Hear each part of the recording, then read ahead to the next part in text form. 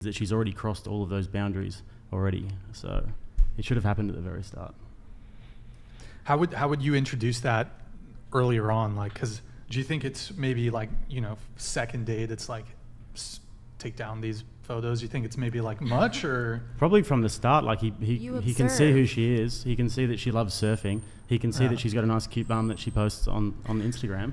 So he should have just said it from the jump. Okay. But yeah. Got it. And what we're gonna do, so that wasn't the only thing she posted. So Nick, can I have you pull it back up? And then there's more. Next one?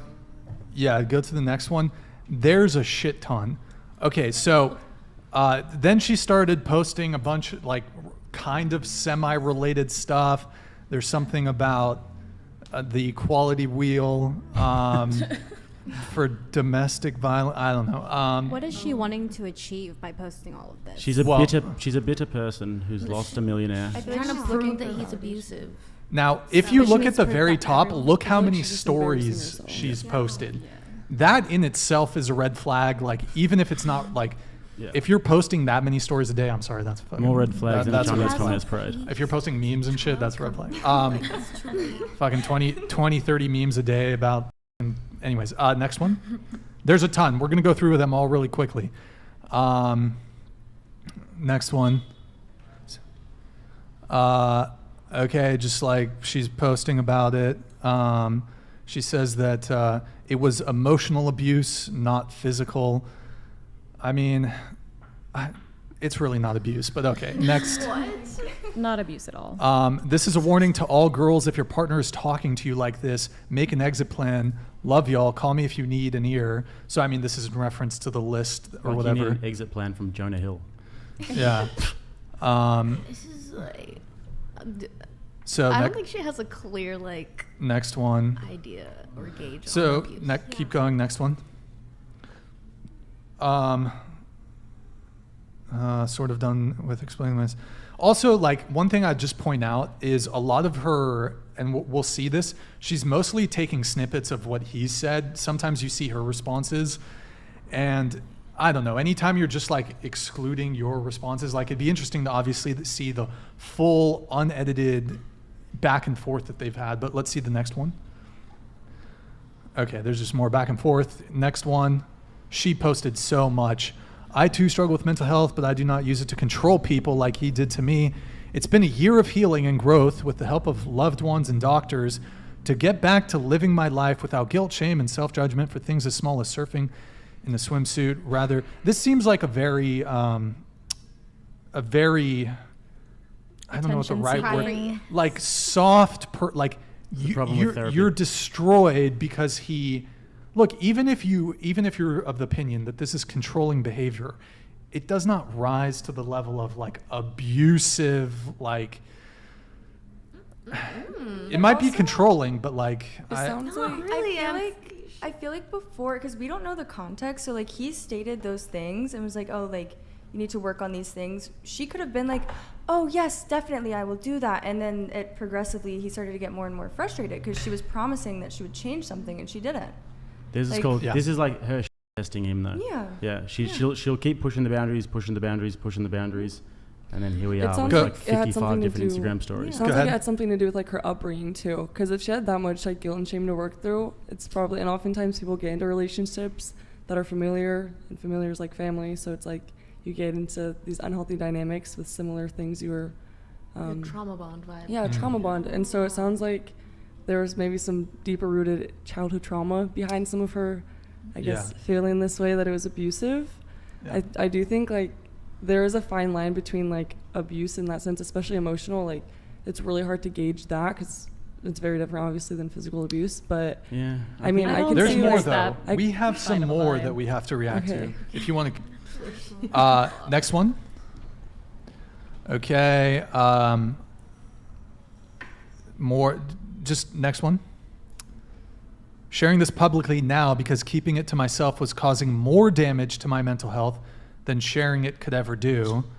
Really, I mean, I find it very interesting when people need to share their personal life, especially like this on the internet. It seems very attention-seeky and 100%. needing to play the victim and get attention. There's no reason that she should have posted any of this on the internet. It doesn't help anybody. 100%. And she's pretty delusional if she truly thinks that this is any sort of abuse. Facts. It's never okay to post this stuff. That's why I have no respect for Prince Harry putting his dirty laundry out with his family. And like this, there's no excuse for it.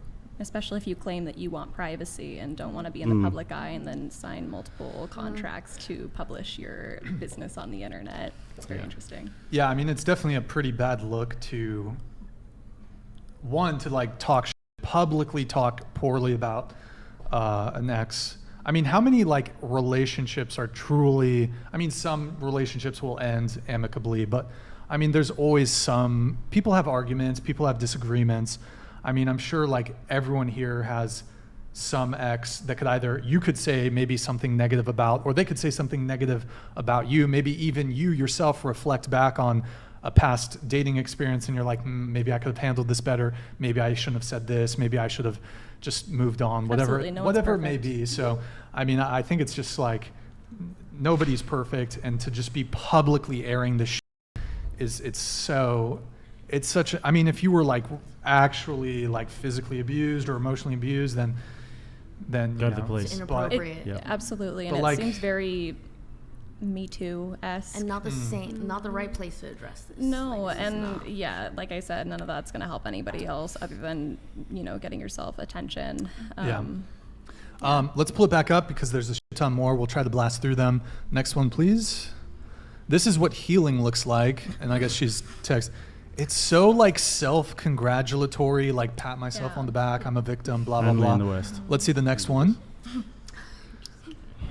Teen Vogue did for me what couples therapy didn't. My boyfriend, and this is something from Teen Vogue, my boyfriend says the way I dress at the beach is too revealing. He says I shouldn't wear bikinis or short shorts. I don't want it to make him feel bad, but I like my style, which I do. Ditch the boyfriend, keep the bikini. And hey, look, if that's just you want to dress how you want to dress, if that's just non-negotiable for you, and you're a woman, I think that's fine. And I think men are justified in having their preferences and boundaries. It just comes down to a negotiation and a conversation. Let's bring it back. Okay. And he gave her a valid out. If she wanted it, she could have said, okay, Yeah. like those are your boundaries. I don't agree. I'm not going to abide by those. I'm going to do what I want to do. She could have left. He said, no hard feelings. That's totally fine. I wish you the best, but she didn't. I'm curious to know how much longer, because I don't know if maybe someone knows from Yeah. the point, she took the screenshots of that conversation. I think they stayed together. I think she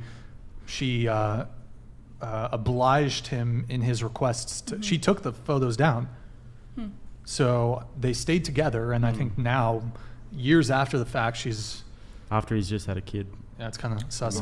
Yeah, it is very Too interesting late. that this is happening 2 Way too years late. after their relationship ended. There has to be some sort of incentive. I get that his girlfriend is pregnant now, but I feel like there has to be some sort of Yeah. other incentive for her to post these so Well, long even afterwards. what she's saying and what other people are saying, and I don't know if we have the screenshots of this. She's saying that, well, sometimes you don't realize you were traumatized until years later, and sometimes you have to work through, to really know that something happened in the past that was wrong, and maybe that may be the case, but I mean, But if You you, have know, to it's work just like through it and post it on social media, go to therapy. Like, go take it to Yeah, a therapist. totally. No, You don't she have wants to to go to post Teen it. Vogue. Yeah, Teen Vogue. Yeah. yeah. Let's pull it back up. Let's try to get through all of them. Gaslight much. Even the person I loved and shared a bed with uses me and can't just be like, yeah, you were super nice. It hurt so badly, but I'm done apologizing. I was so lovely to you. 8/31/22. I'm assuming that's a text I'm not message sure. he sent to her. I don't see how that's I think that's sent to gaslighting. her. Yep, it is. Next one. And then some memes. The right boundaries in the right places don't limit, they liberate. Okay, here come the memes, the feel good. Okay, as you heal, you'll stop trying to force people to see you in ways they're unwilling to. I just heard You'll my remember brain. more often that choosing yourself is sacred, even if others don't. Okay, next. She being our couple. Okay, so I guess they went to couples therapy. Red flag. Okay, next. There's so many of these.